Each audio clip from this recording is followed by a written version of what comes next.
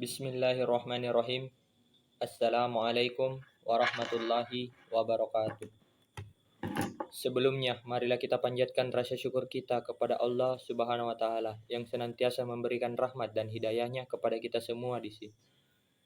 Salawat serta salam semoga terus tercurah kepada Nabi Muhammad Sallallahu Alaihi Wasallam, para sahabat dan pengikutnya hingga akhir zaman, dan semoga kita mendapat syafaatnya di yaumul kiamah nanti.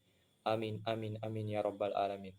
Saudara-saudaraku yang dirahmati Allah Subhanahu wa Ta'ala, bila kita membicarakan tentang ibu, saya teringat akan kisah Malin Kundang. Dalam kisah tersebut menceritakan seseorang anak yang dikutuk menjadi batu oleh ibunya. Hal itu terjadi karena dirinya tidak mengakui ibunya kepada calon istrinya.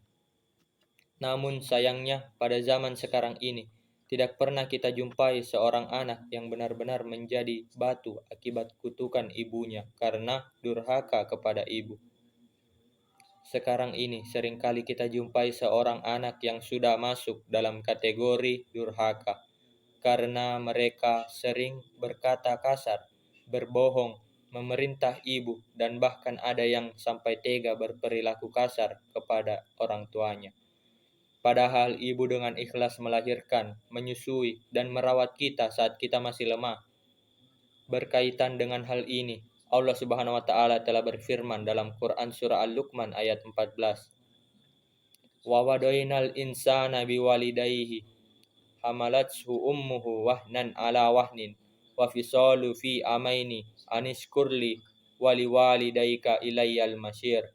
Artinya, dan kami perintahkan kepada manusia berbuat baik kepada kedua orang tuanya.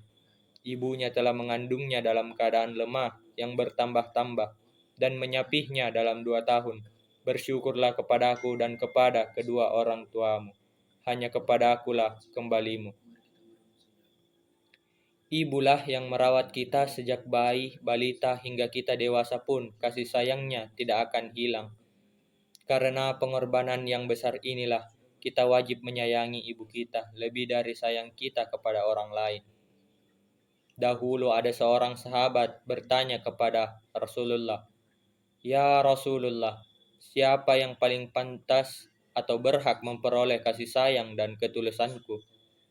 Nabi Muhammad SAW menjawab, "Ibumu, ibumu, ibumu, kemudian ayahmu, dan kemudian orang-orang yang ada di sekitarmu atau orang-orang yang terdekatmu."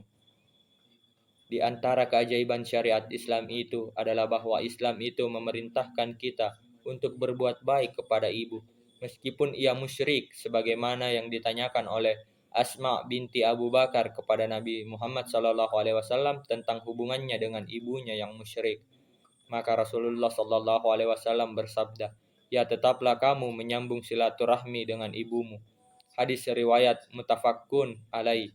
Di antara perhatian Islam terhadap seorang ibu dan haknya serta perasaannya, bahwa Islam telah menjadikan ibu yang dicerai itu lebih berhak untuk merawat anaknya dan lebih baik daripada seorang ayah.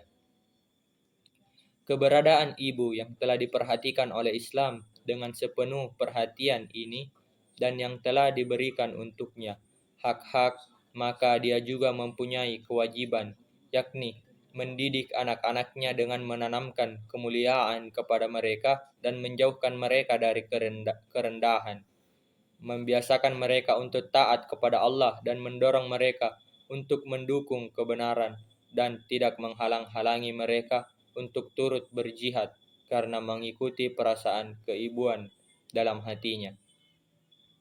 Sebaliknya, ia harus berusaha menenangkan seruan kebenaran daripada seruan perasaan. Karena itu ada beberapa kewajiban kita sebagai anak kepada kedua orang tua. Yang pertama, taat dan berbakti pada orang tua selama mereka tidak memerintah pada kemusyrikan, dan kita tetap menjaga tata krama dan kebaikan. Mendoakan kedua orang tua. Di antara doa kita pada orang tua adalah Rabbi ghfirli wali walidayya warhamhuma kama rabbayani shaghira. Menjaga ucapan kita agar tetap sopan, nada bicara jangan terlalu tinggi, jangan membentak, jangan menolak ketika diperintah. Jika tidak bisa, katakan dengan baik alasannya. Jangan menggerutu. Itulah beberapa pedoman kita untuk berbuat baik kepada orang tua, terutama terhadap ibu.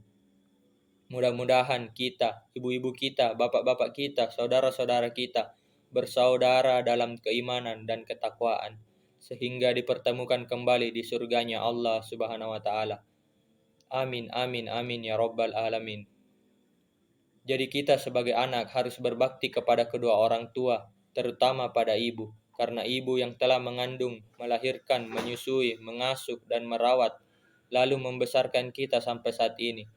Ibu bawel cerewet bukan karena jahat, akan tetapi sangat menyayangi kita, dan ia takut jika kita terluka.